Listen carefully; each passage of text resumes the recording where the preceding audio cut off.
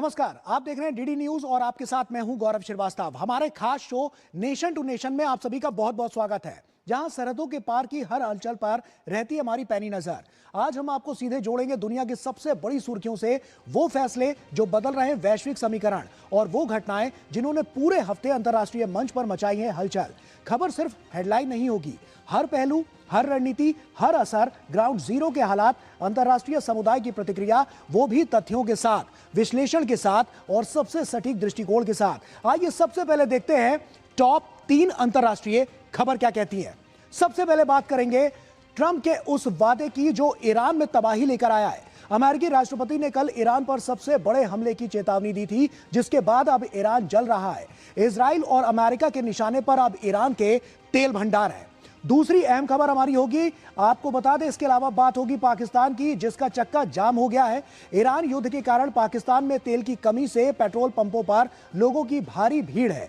पाकिस्तान दावे तो बड़े बड़े कर रहा है, लेकिन सच्चाई हर बार की तरह उसे बेनकाब कर रही है। तीसरी अहम खबर, बात पड़ोसी नेपाल की भी होगी, जहां बालेन शाह ने केपी ओली को करारी मात दी है। अब उनकी पार्टी बहुमत की ओर बढ़ रही है और सिर्फ 4 साल पुरानी पार्टी को मिली इस जीत के मायने क्या है, इस पर भी होगी हमारी नजर।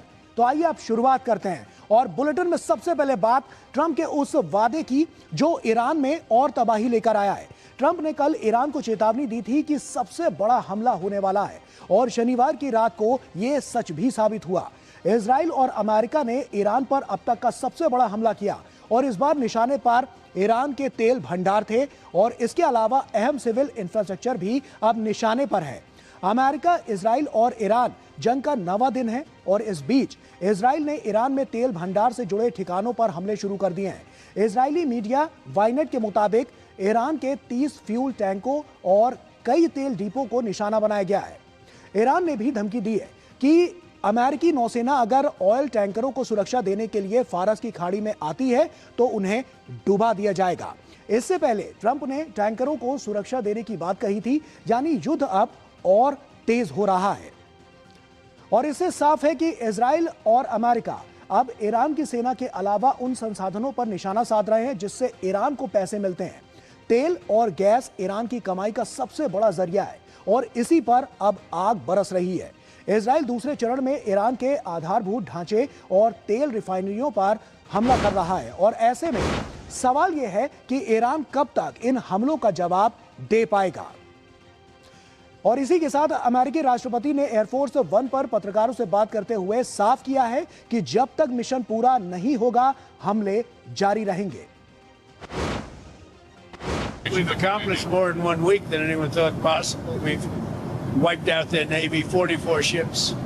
We've wiped out their Air Force, every plane.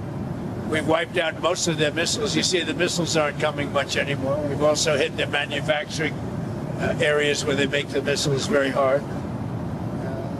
Their drone capacity is way down. And we've hurt them where it hurts. Including about every form of leadership you can have, we've wiped out. तो सुना आपने, आपको बता दें कि युद्ध के 9वें दिन ईरान पर सबसे बड़ा हमला हुआ है। इजराइल, अमेरिका ने रात भर हवाई हमले किए हैं और जिसके बाद तेल डिपो पर आग लग गई, जिसे कई किलोमीटर दूर से भी देखा जा सकता है। अब तक ईरान के 3000 से अधिक ठिकानों पर हमला किया गया है। इजराइल ने ऑपरेशन के अगले चरण का ऐलान किया है, यानी हमले अब और तेज होंगे। ईरान ने एक बार फिर से पड़ोसी देशों पर हमले किए हैं। ईरान ने मिसाइलों से इजराइल पर भी हमला किया है और वहीं ईरान ने भी खुद पर हमले का जवाब दिया है। इजरायली सेना के अनुसार ईरान की ओर से एक और बैलिस्टिक मिसाइल दागी गई है और इसके बाद दक्षिणी इजराइल में आने वाले कुछ मिनटों में सायरन बजा। इजराइल डिफेंस फोर्स ने बताया कि कुछ समय पहले ही नागरिकों को बम शेल्टर से बाहर निकालने की अनुमति दी गई थी, लेकिन नए मिसाइल हमले की जानकारी मिलने के बाद फिर से अलर्ट जारी कर दिया गया है।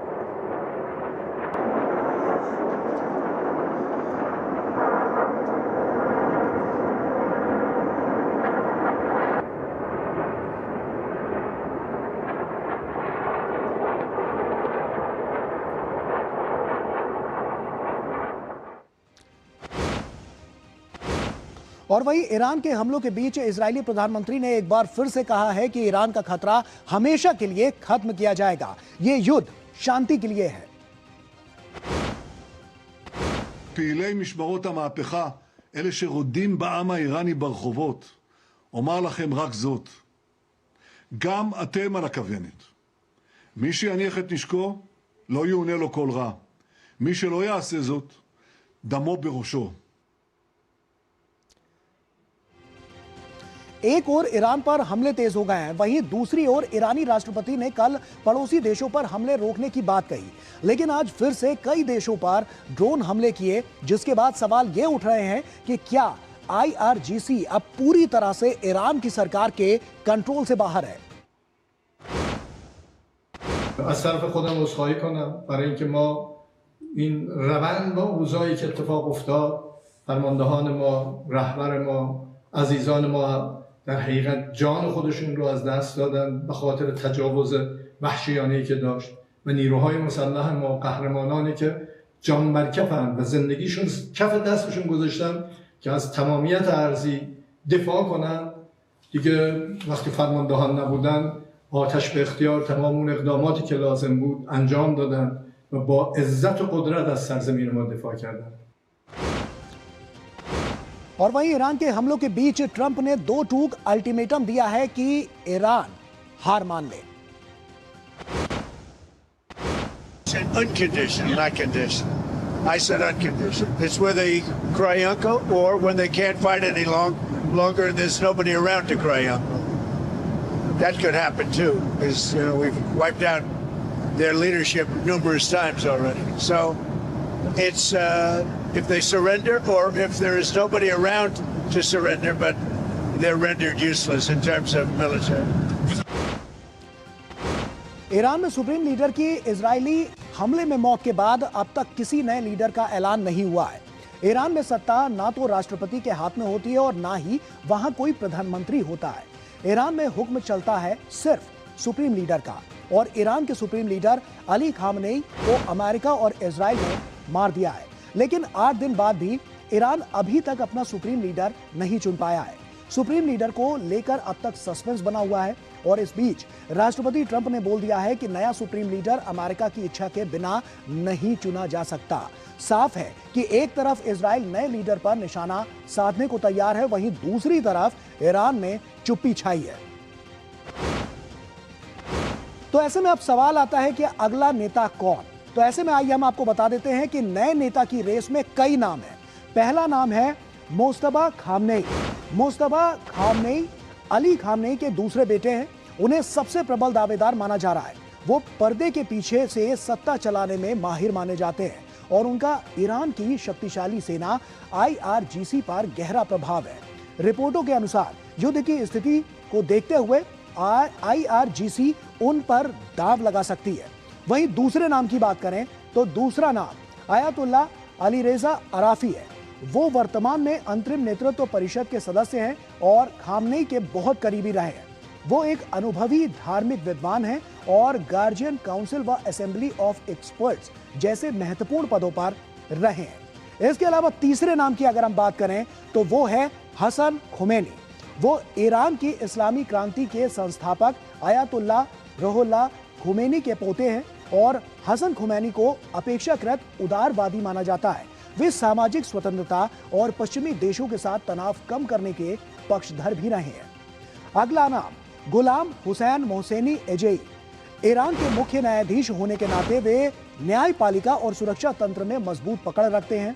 वे एक कट्टरपंथी नेता हैं और दमनकारी नीतियों के लिए जाने जाते हैं। इसके अलावा पांचवा नाम आयतुल्ला मोहम्मद मेहदी मीरबाघेरी। ये कट्टरपंथियों के बीच बहुत लोकप्रिय हैं। वे पश्चिमी देशों के प्रति बेहद कड़ा रुख रखते हैं और ईरान की परमाणु क्षमता बढ़ाने के मुखार समर्थक रहे हैं। तो ये वो तमाम नाम हैं जिन पर लगातार नजर बनी हुई है, और एक बार अब फिर से ईरान का शाही परिवार चर्चा में है, क्योंकि शाह के बेटे रजा पहलवी ने कहा है कि वो ईरान को फिर से खड़ा करने के लिए अपनी जिम्मेदारी निभाने को तैयार है। The Iranian people have called on me to lead the transition after the regime is gone. I have accepted that responsibility. Part of their great mandate to me is to return our nation and our foreign relations to normalcy. I will do exactly that. Iranians determine their future through the ballot box. We will not repeat the mistakes of past transitions. Iranians have made their choice at an enormous price. Now I ask our friends in the Arab world to join us. अब इस युद्ध के दूसरे पहलू पर बात करते हैं और बात करते हैं रूस की। क्या रूस ने ईरान, अमेरिका और इजराइल के संघर्ष में एंट्री मार ली है? ये सवाल हम इसलिए पूछ रहे हैं क्योंकि खुफिया रिपोर्ट और ईरान के सटीक हमले इसी ओर इशारा कर रहे हैं। अमेरिकी हमलों के बाद ईरान की क्षमता लगभग खत्म हो गई, लेकिन फिर भी वो अमेरिकी जहाजों और ठिकानों पर सटीक हमले कर रहा है। कैसे इसका राज खुल गया है? एक रिपोर्ट में दावा किया जा रहा है कि रूस अमेरिकी युद्धपोतों की सटीक लोकेशन साझा कर रहा है, जिससे ईरानी सेना अमेरिकी युद्धपोतों पर सटीक हमले कर रहे हैं। हालांकि अमेरिकी युद्धपोत ईरानी हमलों को अपने हथियारों और उपकरणों के दम पर विफल कर रहे हैं। जानकारों का मानना है कि अमेरिका ने जो खेल यूक्रेन में खेला, अब रूस वही खेल खेल रहा है। रूस ने ईरान की किस तरह से मदद की है, आइए इस पर भी एक नजर डालते हैं। इस रिपोर्ट के अनुसार रूस ने ईरान को खुफिया जानकारी दी, जिसमें अमेरिकी विमानों और जहाजों की जानकारी शामिल थी। इससे ईरान को सटीक हमला करने में मदद मिली। अमेरिकी हमले के बाद कमजोर हुआ है और ईरान, लेकिन रूस ने ईरान को टारगेटिंग इंटेलिजेंस दिया, जिससे उसे मजबूती मिली है। तो इन तमाम पहलुओं पर लगातार नजर बनी हुई है और वैश्विक स्तर पर जो स्थितियां हैं वो साफ तौर पर बड़े इशारे भी कर रही हैं और जो युद्ध है वो एक अलग रणनीति के तहत आगे बढ़ता हुआ नजर आ रहा है। छोटा सा ब्रेक ले रहे हैं, ब्रेक के उस पार जब लौटेंगे तो अन्य खबरों से भी आपको रूबरू कराएंगे और क्या कुछ और हो रहा है और इसके इंटरनल कनेक्शन कहां कहां तक फैले हुए हैं, सब कुछ बताएंगे छोटे से ब्रेक के बाद।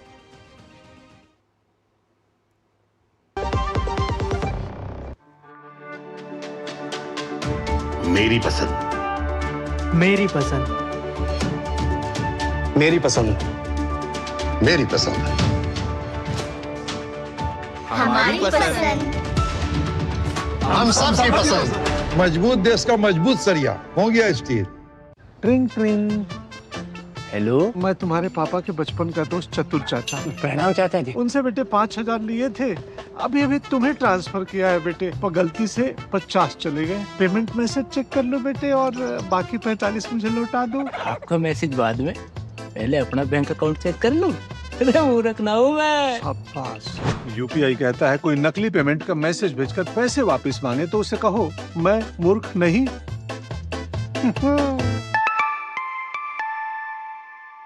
जाइए आप भी किसी का टेस्ट लीजिए। गांव में आया नया हीरो, खरपतवार का डर हुआ जीरो। अब खेती का काम होगा खास, जब ये सुपरस्टार होगा हर किसान के पास। गांव का superstar steel MH210 power weeder. Steel उपकरण लाए परिवर्तन।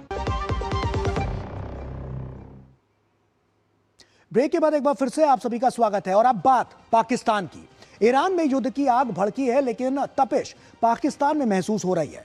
युद्ध के कारण पाकिस्तान की तेल सप्लाई पूरी तरह से रुक चुकी है। पाकिस्तान दावा तो कर रहा है कि उसके पास 20 से ज्यादा दिनों का तेल है, लेकिन तस्वीरें असली कहानी बयां कर रही हैं। पाकिस्तान के अधिकतर पंपों पर ताला लगा हुआ है और जो बचे हैं उन पर लोगों की भारी भीड़ है।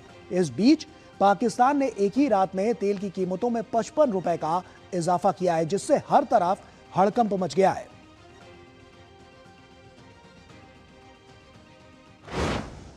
हम 55 रुपए दोनों ईंधनों के अंदर, पेट्रोल के अंदर भी, डीजल के अंदर भी कीमत को बढ़ाने जा रहे हैं। कीमतों की रद्दोबदल की जो फ्रीक्वेंसी भी है, क्योंकि उसमें बहुत ज्यादा तब्दीली डेली बेसिस के ऊपर आ रही है, उसको भी हम वीकली बिना के ऊपर रिव्यू करेंगे और इस निजाम को आगे चलाते हुए लोगों के लिए ईंधन की फरहमी को यकीनी बनाने की भरपूर कोशिश करेंगे।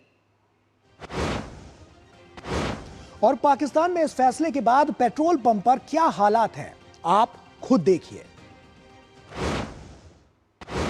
2-3 दिन से पेट्रोल नहीं आया, इसलिए ना शॉर्टेज हुई है। हमारे तकरीबन आधा पंप यानी कि बंद हो चुका है पेट्रोल बिल्कुल ख़त्म हो गया और हमारे पास जितना कुछ स्टॉक पड़ा है ये तकरीबन कुछ डेढ़ 2 घंटा और चल सकता है और पीछे से कोई कन्फर्मेंस नहीं है कि अभी तक कोई सप्लाई आनी है कि नहीं आनी। इस वक्त वैसे कश्मा-कश्मी का आलम है, बिल्कुल कारोबार सबके बुरे हाल हुए हैं और वाइट कॉलर लोग वैसे फंसे हुए हैं। और इस महंगाई के दौर में जंग के हवाले से 55 रुपये सिर्फ पेट्रोल महंगा नहीं हुआ, पीछे सारी अशिया खुदनोद सब महंगी हो जाएंगी। लोग कहाँ से कमाएंगे, कहाँ खाएंगे। पेट्रोल पे 55 रुपये बढ़ चुके हैं और गैस पे भी पैसे बढ़ चुके हैं। तो मेरी अपील है भाई कि ये पेट्रोल पे पैसे कम दिए जाए, क्योंकि एक तो जंग, ऊपर से काम नहीं है, कारोबार नहीं है लोगों के।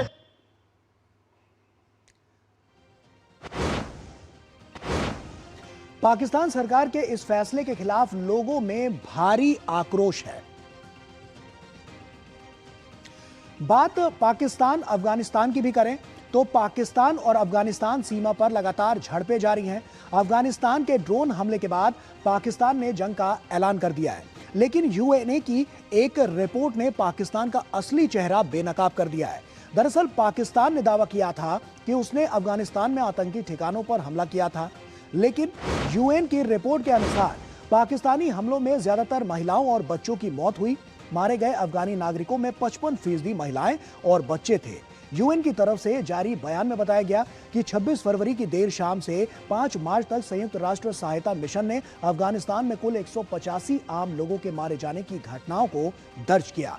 यूएन ने बताया कि 2025 के आखिरी 3 महीनों में UNAMA ने अफगानिस्तान में कम से कम 70 आम लोगों के मारे जाने और 478 लोगों के घायल होने का रिकॉर्ड दर्ज किया।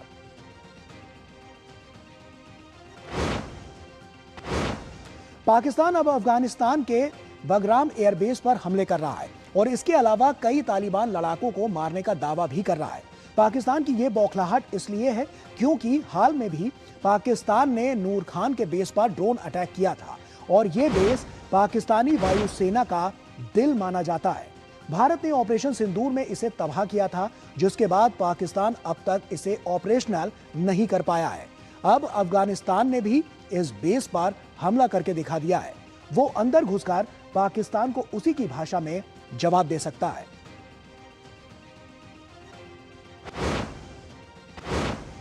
और साथ ही सवाल यह भी है कि नूर खान बेस इतना अहम क्यों है। दरअसल नूर खान बेस रावलपिंडी के पास है। यह पाकिस्तान के सैन्य मुख्यालय के बेहद करीब है और एयर मोबिलिटी कमांड का मुख्यालय है। यहां से C-130 हरक्यूलिस विमानों का संचालन होता है और इसके अलावा L-78 जैसे टैंकर विमान तैनात हैं। बेस स्ट्रेटेजिक प्लान्स डिवीजन के बहुत करीब है और ऐसे में इस पर हमला सीधा पाकिस्तान की सेना को चुनौती है। अफगानिस्तान ने पाकिस्तान पर ड्रोन हमला कर पूरी दुनिया को हैरान कर दिया था, लेकिन इसकी तैयारी काफी पहले से हो रही थी। 5 सालों से ड्रोन तैयार किया जा रहा था और 5 सालों से ड्रोन तैयार कर रहा है तालिबान। वहीं सत्ता में आने पर शुरू किया था ड्रोन प्रोग्राम। लोगर प्रांत के बेस का इस्तेमाल ड्रोन टेस्ट के लिए किया जा रहा था। ड्रोन बनाने के लिए कई देशों से भी मदद ली गई और कामिकेज ड्रोन की पूरी सेना इसकी बनाई गई और सीमा पार हमले करने के लिए ड्रोन बनाए गए, जिसके लिए बाहर के देशों से ड्रोन के लिए पार्ट्स भी मंगाए गए। बात नेपाल की करें तो नेपाल में आम चुनाव की मतगणना जारी है। 160 से ज्यादा सीटों पर शुरुआती रुझान आ चुके हैं। रैपर और काठमांडू के मेयर रहे बालेन शाह ने पूर्व प्रधानमंत्री केपी शर्मा ओली को 50,000 वोटों से हरा दिया है और अब उनका पीएम बनना तय माना जा रहा है। बालेन शाह को 68,348 वोट मिले, जबकि केपी शर्मा ओली को 18,734 वोट मिले, यानी ये जीत काफी बड़ी है। इन चुनावों में बालेन शाह की राष्ट्रीय स्वतंत्र पार्टी सबसे बड़ी पार्टी बनकर उभरी है और वहीं बालेन शाह ने 4 बार के पीएम केपी ओली को हराकर इतिहास रच दिया है, वो भी 50,000 वोटों से जीतकर। आरपीएस ने अब तक 70 सीटों पर जीत हासिल की है। काठमांडू की सभी 10 सीटों पर वो जीती है आरपीएस और देश भर में 52 सीटों पर आगे है। आरपीएस ये पार्टी सिर्फ 4 साल पहले एक पत्रकार रवि लामिछाने ने बनाई थी और पिछले साल सितंबर में हुए हिंसक प्रदर्शनों के बाद 5 मार्च को हुए चुनाव में 58% लोगों ने वोट डाला था। आगे बात करें तो आप समझिए कि वोटों की गिनती पूरी होने में 3 से 4 दिन लगने की उम्मीद है और ऐसे में चुनाव आयोग ने कहा है कि 9 मार्च तक काउंटिंग जो है वो पूरी कर ली जाएगी। तो इन तमाम जो बालेन शाह की जो जीत है उसको हम बता रहे हैं कि किस तरह से वो जीते हैं और किस तरह से एक लंबा संघर्ष उनका रहा है और किस तरह से जो स्ट्रैटेजी उनकी रही है वो कामयाब होती हुई नजर आई है। इसीलिए जो आंकड़े हैं वो परिवर्तित होते हुए नजर आए हैं और चुनावी समीकरण जो थे वो लगातार दर्शा रहे हैं कि किस तरह से जो तमाम स्थितियां थी वो बदलते हुए नजर आई हैं। और आइए अब हम आपको बताते हैं कि नेपाल चुनाव में जीत हासिल करने वाले बालेन शाह राजधानी काठमांडू के मेयर हैं। ये हम आपको बता दें, ये आप अपने देख सकते हैं कि किस तरह से जो है यहाँ पर तमाम जो बातें हैं वो निकलकर सामने आ रही हैं। और ये देखिए, नेपाल की राजधानी काठमांडू के मेयर हैं और राजनीति में आने से पहले स्ट्रक्चरल इंजीनियर ये थे और इन्होंने काफ़ी यहाँ पर मेहनत करी और किस तरह से वहाँ पर जो लोगों के बीच ये पहुँचे तब इन्होंने क्या कुछ किया वो हम आपको बता रहे हैं। भारत के कर्नाटक से अपनी इंजीनियरिंग की डिग्री इन्होंने पूरी की, जो बालेन शाह हैं उन्होंने, और उसके बाद किस तरह से आगे ये बढ़ते हुए नजर आए। नेपाल के एक बहुत प्रसिद्ध रैपर और संगीतकार भी ये हैं, इसीलिए लोगों तक इनकी जो पहुंच थी वो आसानी से पहुंच पाए क्योंकि ये काफ़ी लोकप्रिय थे। युवाओं के बीच ज़बरदस्त लोकप्रियता इन्होंने हासिल की और युवा जो अब की बार कह रहे थे कि यहाँ नेपाल में जेन ज़ी बहुत बड़ा बदलाव ला सकता है, ये वो बड़ा बदलाव है। शिक्षा स्वास्थ्य में सुधार के लिए, कड़े फैसलों के लिए ये इनको पहचान मिली है और ये जो इनको पहचान मिली तो इसी के जरिए तमाम जो इन्होंने निर्णय लिए और उसके अलावा भी जो तमाम बानगियाँ पेश करते हुए नजर आए उससे साफ तौर पर देखने को मिला कि कितना अहम ये पूरा चुनाव था, कितनी मेहनत की गई और उसके बाद किस तरह से इसका जो रिजल्ट निकलकर सामने आया वो कुछ आंकड़ों के जरिए ऐसे ही नजर आता है। तो साफ तौर पर ये तमाम अहम बातें लगातार यहां से निकलती हुई नजर आई हैं नेपाल चुनाव से जुड़ी हुई और साफ तौर पर इससे आने वाले समय में अब देखना होगा कि नेपाल की जो राजनीति है उसकी दिशा और दशा क्या हो सकती है। इसी के साथ फिलहाल हमारी इस खास पेशकश में इतना ही, नेशन टू नेशन में इतना ही। आप बने रहिए डीडी न्यूज के साथ। हमारी पूरी टीम को दीजिए इजाजत। नमस्कार।